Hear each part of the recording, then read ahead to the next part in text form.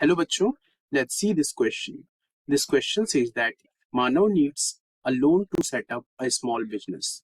On what basis will Manav decide whether to borrow from the bank or the money lenders? Discuss.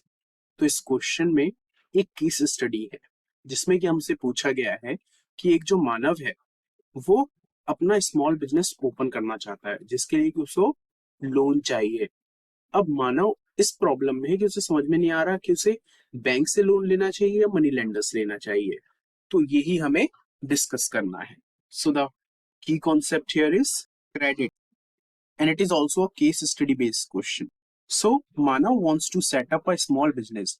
He needs to keep the below mentioned things in mind while deciding whether to money from the bank or the money lenders. Okay, तो सबसे पहले उसे ये देखना पड़ेगा that he needs to compare the interest rate charged by the both banks and the money lenders. Whoever charges less should be his option. तो सबसे पहले उसे ये देखना पड़ेगा कि इंटरेस्ट रेट कहाँ पर कम है।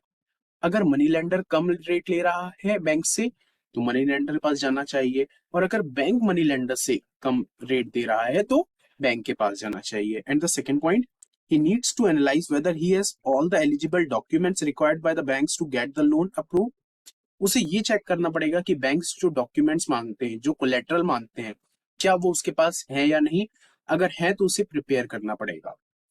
And the third point, how he wishes to repay to the lender, और जो वो लोन ले रहा है मानव वो किस तरीके से लेंडर को पे कर पाएगा, ये उसको डिसाइड करना पड़ेगा। So these are the points that Manav need to understand while taking a loan from the bank or money lenders. I hope you understood well. Best of luck.